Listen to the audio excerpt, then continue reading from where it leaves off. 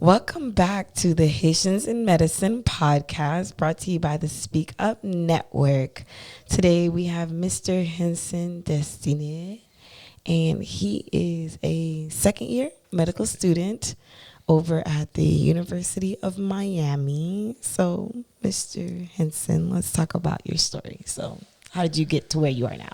All right. So, like she said, my name is Haitian Destin, and I am a second-year medical student at the University of Miami Miller School of Medicine. Prior to that, I graduated from the University of Miami undergrad school. So I'm a double cane at this point. How I got to where I am. So I was born in Haiti, spent some time in Haiti, grew up in Haiti, came here to America. And at first, I wasn't medicine-based at all. I was very focused on business. I was focused on like, okay, I'm going to get rich. I'm going to do this. I'm going to make the family proud, etc. Now, most Haitian families, it is very lawyer, doctor, engineer. Oh, definitely. And growing up, it was always like, the 3 L's, like, okay, like, oh, you got to do that. But my parents were more, I'm going to say, open. So for them, it wasn't, although like the rest of my family was just like, oh, what kind of doctor are you going to be? Are you going to law school? Are you going to become an engineer? For them, it was more so, you can do what you want. Just what you want has to be something big. That's something I hear a lot. And my dad studied econ while he was in college. So my dad was more so along the business aspect of he went to college here or in Haiti? No, in Haiti. But he studied econ, so he was more so he respected the field of business in a way. So for me, growing up, I wanted to focus on the business aspect. Then my mom got pregnant when I was in high school. And while she was pregnant, like a traumatic event kind of happened where it did shock her, and it, as doctors say, it affected the baby a lot. So when my little brother was born, he was born with like a myriad of different problems that honestly and truly did affect him. So for the first couple months of my life, of his life, and almost up to the first year, we practically lived at Johns Hopkins over in Baltimore, where he was going through different like therapies, different procedures, different operations, because of everything that was going on. And my family is a very religious family, so we prayed nonstop. But at the same time, physically what I saw all the time were doctors and surgeons and different people who were coming in and out and talking to us and delivering news. And it was a very stressful time on my family. My mom cried all the time. My dad, you could tell he wasn't himself. So although like my dad didn't cry, I could tell that if he wasn't himself. Me and my other little brother, he was young, so he was more so like enjoying the time away from home as if it was kind of like a mini vacation. But like for me, it did affect me. And the biggest thing I remember is how, I don't want to say dependent, but how dependent we became on these different doctors, and how they could easily change the mood of my family with good news or bad news. So at the end of it, everything turned out well, and my little brother is perfectly fine. In fact, he is blooming, flourishing, thriving by God's graces. But throughout all of that, I remember the different doctors coming into the room. I remember them telling us the good news. I remember how physically, like with like substance, even though it may have been them working through God or something, they physically like helped mend my family together. Like they saved him. They gave us the good news. They made my mom happy. They did all that. So realizing that these are the people who basically their life's work is to actually like help others get better. Their life's work is to give like children or babies who haven't done anything wrong to the world, like actually let them live the life they were supposed to live, while at the same time comforting and making sure that families are taken care of, and making sure that like families aren't really impacted by this. Coming out of that, it was like one of those click situations where I came out and I was just like, this is what I want to do. I do want to be that person who can go to a family and be like, your child's okay, everything's going to be fine. And then watch the family celebrate that good news together. So, and then from there, it was just like, all right, let's join the pre-med track. College came around, science and all this other stuff. And you didn't get weeded out in the first class? It was close. It was close, if I'm going to say the least. My first bio class it sent me for a loop because I I remember my teacher. His name was Dr. Gaines from University of Miami, and I heard so many horror stories. However, his 8 a.m. class, which was also the worst decision I made, Oh um, Lord. 8 a.m. bio was the only thing that really fit into my schedule and still let me kind of semblance keep it how I wanted to keep it. So I took it. I did not enjoy it. You bear like you. Your grade touched the hem. I definitely hit a low point, waking up at 8 a.m. for something like that. However, it was the big bet. I would say it was a good transition to college for me because it made me start on the right foot. Like it made me start like actually caring about my grade. It made me start college, trying to study, and et cetera, et cetera. So, got through that. Somehow made it through Orgo. Even worse, I somehow made it through physics, which I don't know how. Like, I can't believe that to this day. But and now I guess many years later, here I am. so why? Like, okay, so you said you went to a private school. You're a double cane, right? So why private school and then private school again? Like, is your future pockets gonna thank you for this? So I came to the University of Miami originally because that is the school that I felt the most connected to. So I came to UM because it felt right. And of course, you know what they say, your undergrad you can go anywhere, but grad school that's where you kind of like chase a name. UM was a big name, but at the same time UM felt like the right school for me. And it also helped that, scholarships came along, so like I wasn't shouldering the big burden of the private school. I look at the prices, I just die. Yeah, I did too until I also saw the price deducted. Then I was like, oh, okay. Not that bad. So I did come to the University of Miami because it felt right. Now, while I was applying to medical school, because I'm not from Miami, I'm not from Florida, I decided I wanted to try other places. Where are you originally from? Well, not Haiti, but like prior to that, where were you originally from? In America. So I went to school in Delaware, like Lower County, Delaware. But I basically spent time around the DMV, around like the Maryland areas. I'm very familiar with DMV. Yeah. So when I was applying to medical school, I wanted to leave Florida. I was like, okay, maybe Atlanta, maybe go back to the DMV, but I don't want to be in Florida again because I want to experience something else. I don't want to just be stuck here.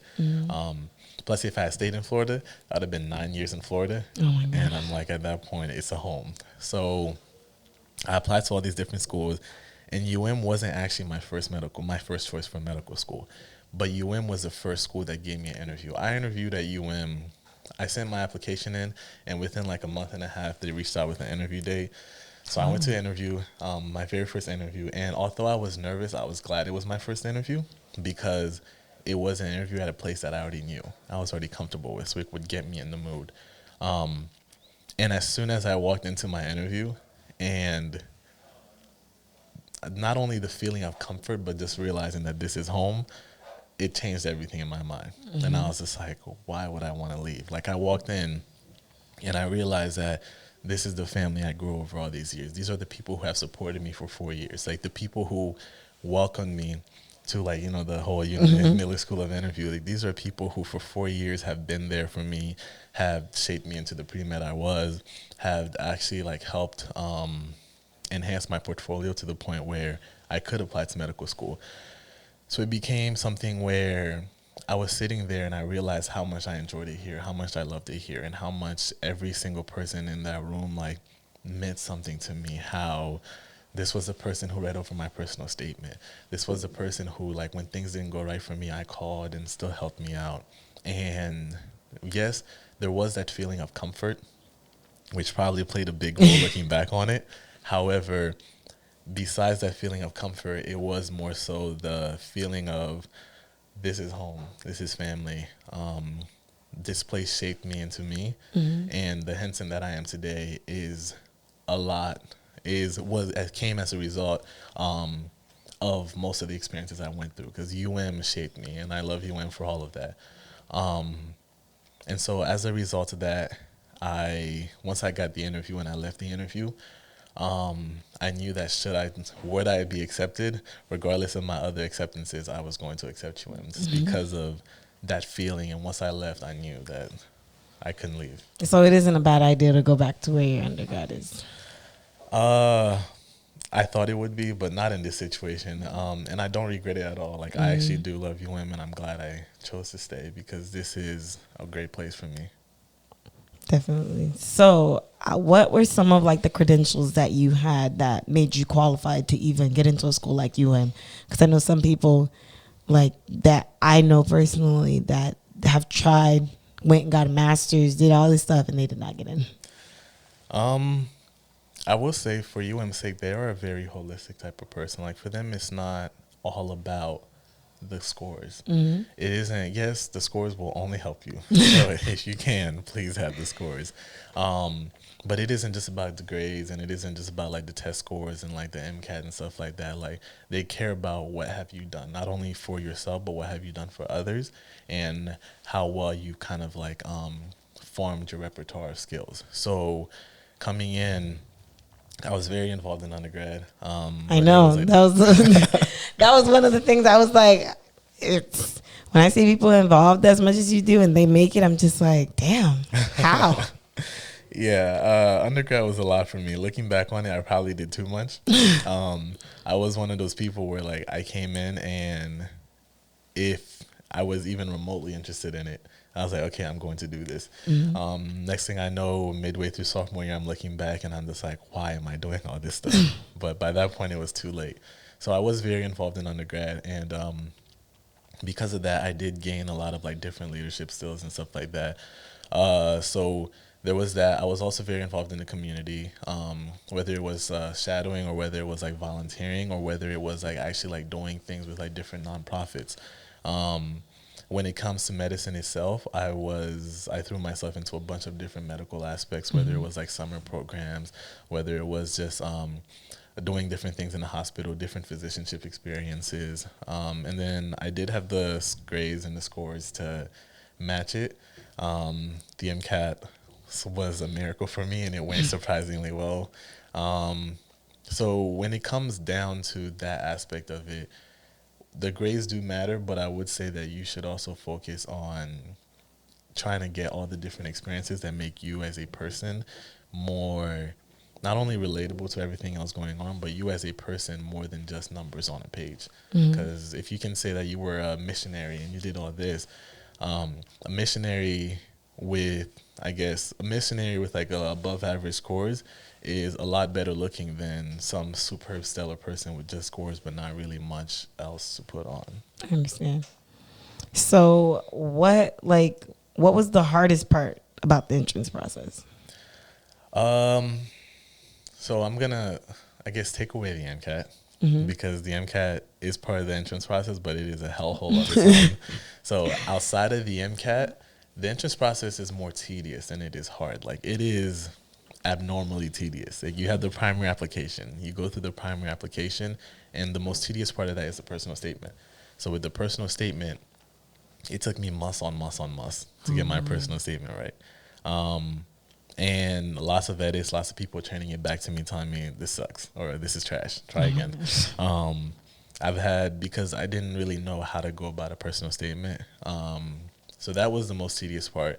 Then you finish a personal statement, you finish your application, send in your MCAT scores, and then you have the waiting game, and then you start getting secondaries. And the secondaries are just essay after essay after essay.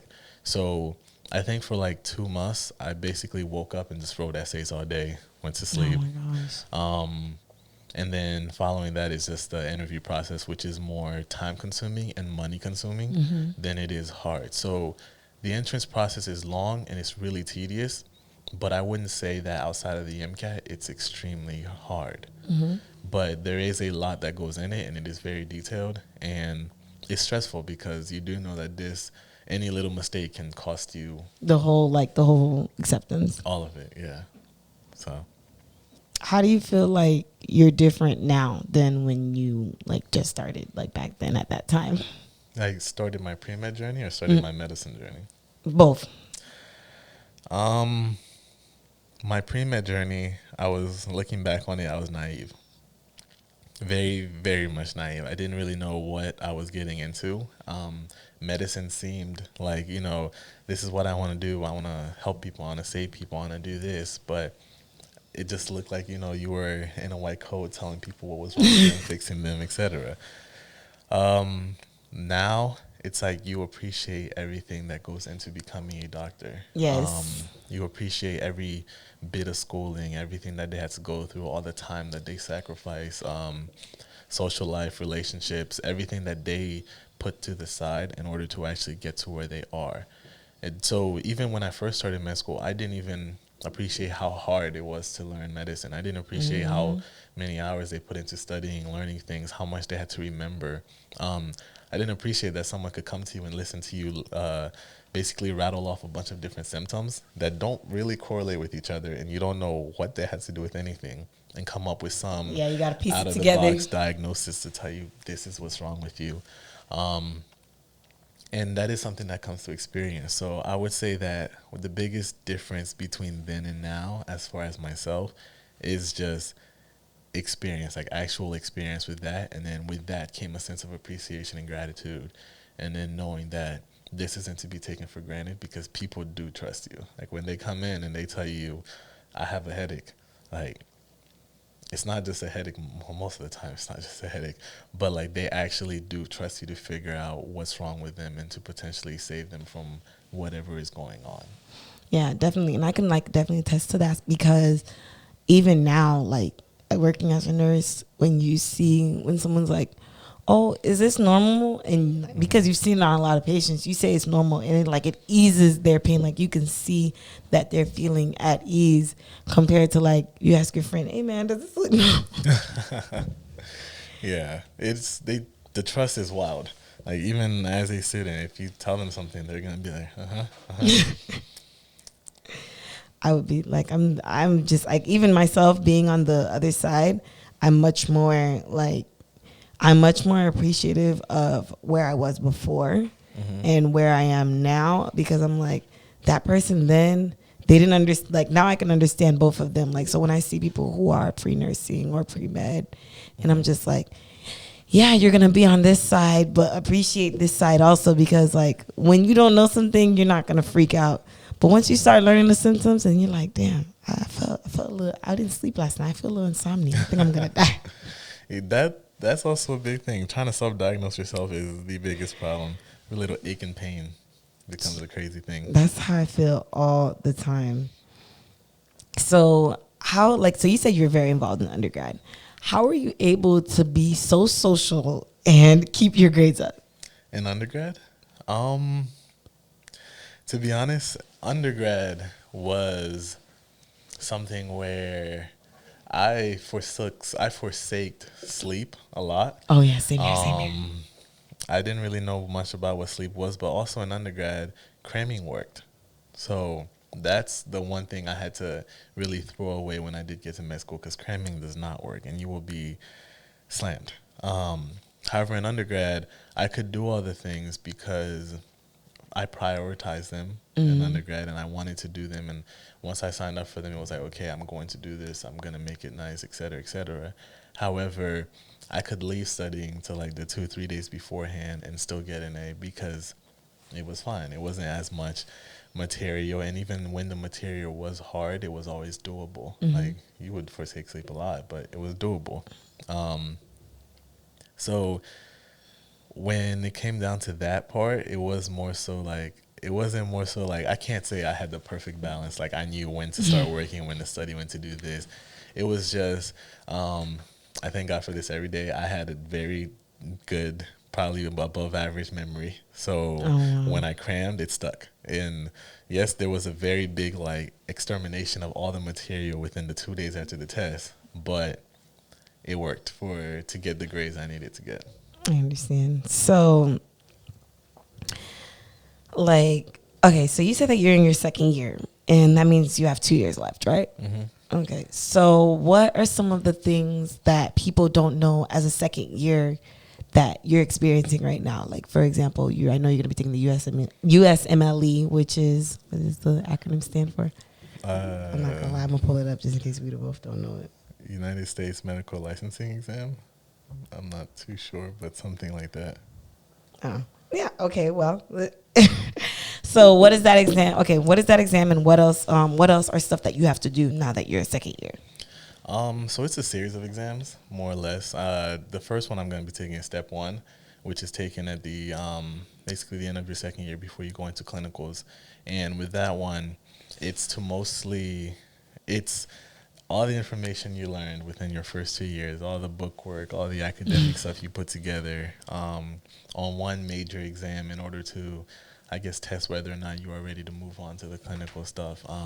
And that exam, it comes first. Then comes step 2, which has 2 parts to it: the clinical skills and then the clinical knowledge. Clinical skills. Wait, what kind of skills? Like I think it is more so like what I would call like the physicianship skills. So coming in, taking a history, doing like the physical exams, doing all the different parts of the exam, the cardiac, the neuro exam, all these different things, and then potentially like collecting all the signs and symptoms, maybe like getting information on labs and stuff, and deciding like, okay, this patient might have this, that, and the third. Like, Oh, I thought they were like teaching you how to intubate. I'm like, damn. I don't think we learned those skills. That's why I was like, wait, what kind of skills? No, because I did skills lab for like a whole year, and that's where we learned how to take care of the ports, how to put in the catheters, how to do all that. So that's why I was like, wait, what kind of skills do you guys learn in there? I think those are more so like residency skills, especially, well, not all of them, because I know some of them are kind of more tasked to the nurses. So it's more skills you would definitely not starting IVs. I've seen a doctor start an IV, so I'm sure that I've they would never learn seen it. one start an IV. That would be a sight to see. I've seen a doctor start an IV, and it was something. And get it the first time? Yeah, he was actually, he snapped. He didn't even, the man didn't even blink. Like, the man did it with practically I have one to see hand. this. I can't believe this. You're hearing it first right here on the Haitians in Medicine podcast. Henson witnessed a doctor start an IV and get it on the first try. I mean, he was an older doctor, so I'm not too sure if it's something like where recent doctors don't really do it as much, but I've never seen a doctor he did it, and he didn't even blink while doing it. He didn't ask for anything. He was just like, hand me that. So I did walk away. So it was interesting. But I don't think it's those type of skills that we take in CK. I think I'm going to leave those more up to your expertise. Oh, gosh. So, okay, what kind of, have you decided what specialty you want to go into yet? Sort of, kind of. So I know I want to do something procedural. Mm-hmm. That is something that is very important to me. I do want to use my hands, but I really just want to escape kind of like, rounding and all the other stuff that comes with internal med. However, anesthesiologists still have to round. It's not like internal med. Internal med is just like, it hits me different. It doesn't hit my soul in the way that I want it to hit. However, first and foremost, my biggest interest right now is spine surgery. Mm-hmm. I'm really enjoying spine surgery. I enjoy every different aspect about it. Talking to different spine surgeons, it's something that I truly can't see myself doing, and something that I can tell would go along the lines of like making a large impact. Obviously, because the story I shared, whatever I want to go into, I also wanted to have like a pediatrics component, because I do want to help alleviate that burden, not only on families, but to also help children who aren't in a position to not have their whole lives ahead of them. Secondary to spine surgery, I really do like anesthesiology, actually. Mm-hmm. So one of my mentors now is an anesthesiologist, and everything, talking to him, seeing what he went through, what he's doing now, it is something that like encourages me on the path of anesthesiology. Plus, anesthesiology also allows me the time to maintain that good work-life balance, a family, and also pursue other aspects and aspirations. And then finally, I am thinking just like going through general surgery, and then specializing or doing a fellowship in like pediatrics or adolescents, because that, again, is also important to me. And then my final thing is sports med, because it's like taking care of athletes is a big thing. However, spine surgery and anesthesiology are the biggest two that I am leaning towards, and the biggest two that I would say that I would have no regrets whether I ended up in them. All right. So I know that, one, we all have strikes against us, especially when it comes to being black and trying to be in the medical field. one, we're Black. Two, we're Haitian. This is not our native country. Neither is it our native tongue. And three, we're like the lowest percentage, even lower than Black people. There's even less Haitian doctors and less Haitians, like less people in these specialties. So like, what is your experience that you would say that you have currently as a Haitian man trying to make it into like the field at all? So that's honestly shaped a lot of my like coming into medicine per se. Like I did come from Haiti, and I did come to the United States. So first and foremost, you had to get over the language barrier, which was hell on its own. English is not a language anyone should ever have to learn. That language doesn't make sense. You said Kush? I said English is not a language. I was like, wait, what language is that? English is not a language anyone should ever have to learn. So first, getting over the language barrier, having to learn English and having to like transition through that was a problem. Then comes the problem of immigration. And immigration is something that plagues a lot of different Haitians. Oh, it does.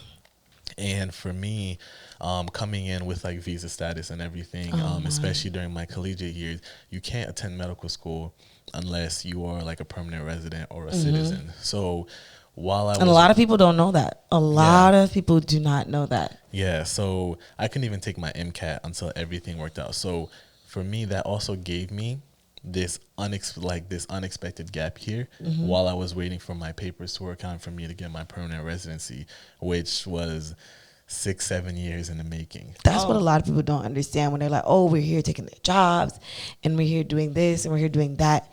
It takes like a very long time to get your papers. And even when you get your papers at that time, like a lot of people, it's not even that easy. Like my dad came here in 93. He did not get his papers until like 93. Mind you, I wasn't even born yet. He didn't get his papers until I was like 5-6 years old. Yeah. So that's 5-6 years plus 2 years. So like, oh man, can't do math right now. What's going on with me this morning? 7-8 years before he finally like got his papers. And then he even pushed so he can get citizenship for like my siblings so that they can become citizens. So it's just like, it's not easy for us. It is an uphill battle every day just for us. Like just having us here and being in these positions are miracles in itself. Yeah, it took a lot. And also now looking back on it, I can say that gap year helped me to grow. And that gap year helped me to actually like transition and become more so cemented in who I was. That gap year was a lot, and because it was unexpected. And having to go through immigration and different immigration problems, not being sure of what was going to happen to you in terms of school, not being sure if you really just had to change professions entirely, was very stressful in that aspect of it. And then although Miami does really well with like the Haitian population, as in they have more Haitians in most things, most of the situations I know and I'm familiar with, there's not that many Haitians. So for me, growing up, it was just like, okay, you are the oddball. And let's say Haitians became popular or more accepted around like 2017, late 2016. But before that, I think because that's only if you grow up in a place that doesn't have a lot of Haitians. I grew up in a place that had a lot of Haitians, like where the school, well, for the majority part, we had to push and fight for it. The school celebrated Haitian Flag Day. Like we had the Haitian Compa Festival in Miami. Like we had all of that, like that celebrated us, that made us like popular. But I remember the time when it wasn't like, I remember the time when it wasn't popular. I remember the time where it was popular, and like, it was growing up, it wasn't popular. So coming in, and one, you already don't speak the language. So the fact that like once you start talking to your parents, everyone looks at you sideways was already a problem. But until I came to Miami, it wasn't something that you really were like jumping for joy to tell someone. And then things changed, of course, in college, and then it started becoming more so accepted. It started becoming more so popular. People started understanding that it is a different culture, it's a different language, but it's not something to be scared of. So that kind of changed the game. But even now, it's not like I can say that in the average environment, there'll be more than like 1 or 2 Haitians around. In medical school, fortunately, I guess because it is Miami, there is more than one Haitian. So you have that connection. However, it's still like very few and far between, and it is very much so in the minority. But that sense of community is also very strong, especially down here. So that's something that also helps a lot. However, as far as the Haitian experience itself, it hasn't been an easy one because not only are you working to prove yourself as a black person to everyone else around, but you're also working to prove yourself to other black people as a Haitian person that you are not only just as good, but you're also comparable. Especially when you do start speaking another language, most people aren't too fond of it. Which is very annoying, but... But, yeah. So what advice would you give for someone who is listening and is like, oh my gosh, I'm in the same position as him, and like, how did he make it? So what advice would you give for someone like that's like behind you that knows that, like, that's similar situation as you? The biggest piece of advice I would give, and the first thing that I think you should really focus on, is your why. Knowing what you're doing and why you're doing it is probably the biggest key to success. So realizing that medicine is a very long journey. Trying to get where you're going is going to take you time, and it will take you a lot of time. You are going to sacrifice a lot. You will forsake a lot of things, and it's not a journey that just ends once you make it, because it only keeps going. I thought getting to medical school was going to be it. I get to medical school, I realize it's super hard. It's 4 years, and then they tell me, oh, there's something called residency afterwards, and I'm like, oh God. Then you get to residency and you realize there's more. Then you become an attending and you realize you still have to take recertification exams, and you start to keep learning. Medicine doesn't stop. So if this is what you want to do, you have to actually know your why. Why do you want to do this? What keeps you going? What do you see in the future that will make this all worth it? Because if it's something that's not strong enough or something that's going to falter, switch. Because for your sanity, for your sake, you should probably find something that would make you more so happy. Medicine is one of those like specialties, one of those fields where I would say unless you want to be here, you shouldn't be here. Because it will take a lot out of you. It will. So biggest advice I would say is find your why. And then the second piece of advice I would give anyone is once you find your why, find someone who supports your why. And then not someone who's just going to go along with everything you do, but someone who's willing to like slap you upside the head if you don't do it. And I had that. There was a point where I felt a little entitled, where things were going my way. I was literally skating, as in like I wasn't doing much, but I was getting like these perfect grades. Everything was going right. My extracurricular life was perfect, and I started feeling entitled. I started feeling on top of the world, and I started taking things for granted. And she, which is another reason why I chose UM. She's in the Office of Diversity at UM, and she sat me down and had a talk. And not only did she have a talk, she gave me a reality check. The reality check I needed to realize that things aren't just given to me. And not only are they not given to me, that because of my situation, I do have to work harder. I am a black man. So while I may be succeeding here, this success doesn't mean anything in the long run. And that reality check honestly set me back down to earth. And it actually made me work harder. And if it wasn't for that, I don't know if I would have actually like made it, because I was starting to get complacent. I was starting to feel too comfortable with where I was. And so I needed that person to tell me that you haven't done anything. What's in your head isn't what's actually going around. So your why, and then someone who's here to give you another dose of you ain't nothing. So those are the two things that I would suggest to anyone who does want to be here and who is willing to work to get here. I understand. So I know you have your own platform. So let the people know where to find you on your platform. Oh, yeah. So I do have a YouTube channel. It is my name, Henson Destin, Henson, last name Destin, Dstine. And on the YouTube, I do cover a bunch of different parts of medicine. I cover daily vlogs, or not daily, but like vlogs throughout my journey through medical school, advice for different pre-medical students. So You Want to Be series, where I do introduce other aspects of medicine. And then another series where I'm going to compare different major medical schools from like student testimonials. So if you're interested that's actually really good. Oh. Yeah, feel free to check it out on YouTube. And in there, you'll also see my Instagram and etc. in case anyone wants to reach out. All right. Oh my gosh, that's really good. Thank you. So, just to recap, today we had Mr. Henson Destin, and we spoke about his journey making it through medical school and figuring out what is life after his second year. And make sure you follow us on the Haitians in Medicine on iTunes, Spotify, and YouTube at Blood Knows Best. And when the episode loads, thank you. Bye.